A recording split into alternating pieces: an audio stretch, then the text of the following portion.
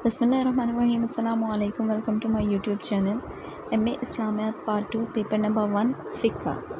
आज के लेक्चर में मैं आपको 2023 का क्वेश्चन नंबर जो 8 है उसका पार्ट 1 बताऊंगी, जो कि है तख़ीर व तमलीक। ये अक्सर बुक में मौजूद नहीं है, तो जिन बच्चों को इसके मुताबिक इन्फॉर्मेशन चाहिए वो इस वीडियो को देख सकते हैं और उन्हें इससे फ़ायदा ही होगा इंशाल्लाह।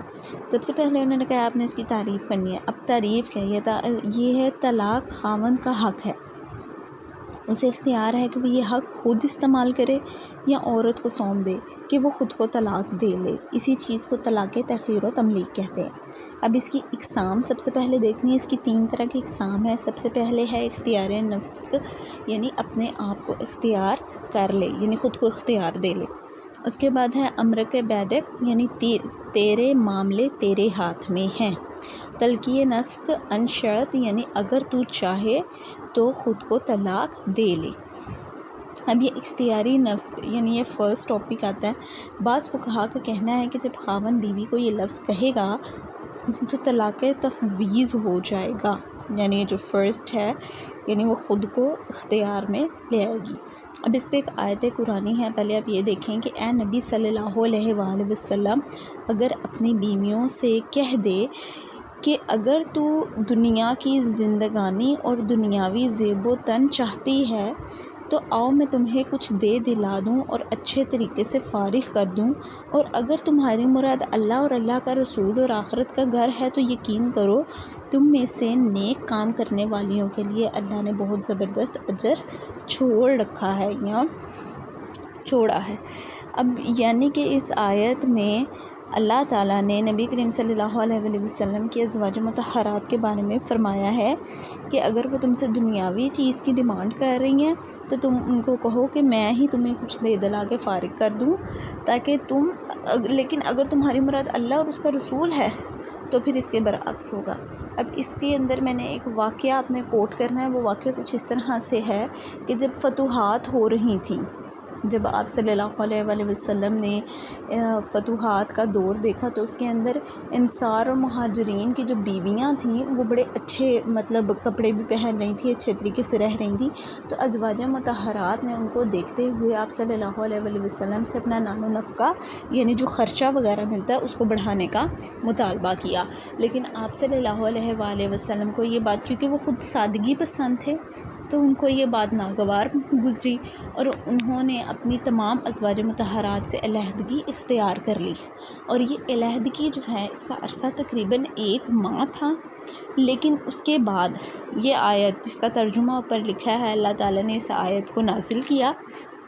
सबसे पहले आप सल्लल्लाहु अलैहि वसल्लम ने यह आयत हज़रत आयशा रज़ियल्लाहु अन्हा को सुनाई, और हज़रत आयशा ने लेकिन उनसे ये भी कहा कि ख़ुद फ़ैसला करने से बेहतर है कि आप अपने वालिदैन से पहले मशवरा करें और फिर फ़ैसला करें। इस पर हज़रत आयशा रज़ियल्लाहु अन्हा ने फ़रमाया कि मैं किसी से आप सल्लल्लाहु अलैहि वसल्लम के बारे में मशवरा क्यों करूं कि मुझे मेरा अल्लाह और मेरा जो नबी हैं वही सबसे ज़्यादा अज़ीज़ हैं, यानी मुझे आप ही पसंद हैं। मैंने आपके अलावा ये दुनिया की ज़ेबत जो भी है इसको पसंद नहीं किया।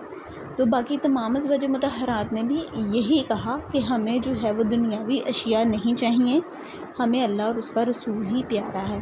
तो इस सूरत में क्योंकि आप सल्लल्लाहु अलैहि वसल्लम ने इख्तियार हज़रत आयशा को दिया कि अगर आप चाहती हैं तो अलहदा हो सकती हैं, लेकिन अगर आप नहीं चाहती तो आप मतलब लाइफ को दोबारा कंटिन्यू कर सकती हैं मेरे साथ। और ऐसा उन्होंने तमाम अज़वाज मुतहरात को कहा, लेकिन किसी ने भी उनसे अलहदगी इख्तियार नहीं की।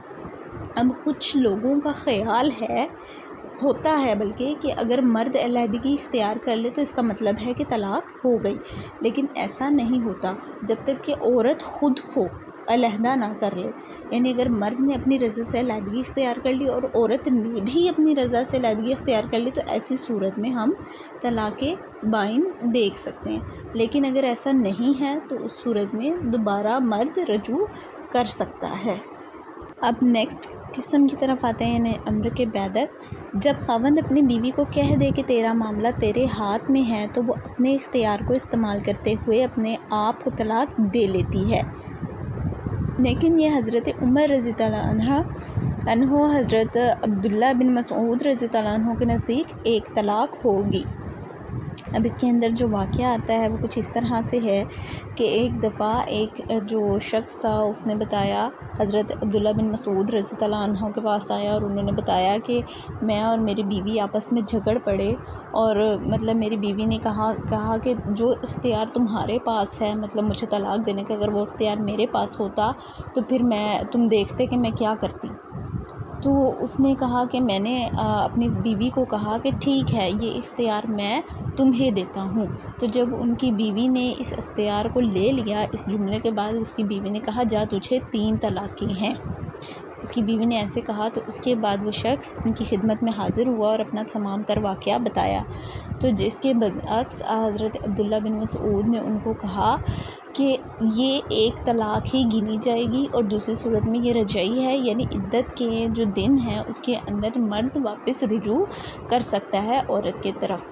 لیکن انہوں نے یہ بھی کہا کہ اس کے برعکس میں حضرت عمر رضی اللہ عنہ سے ایک بار پھر اس واقعے کا ذکر کر کے اس کے بارے میں پوچھوں گا اور ان سے بھی اس کا فتویٰ لوں گا۔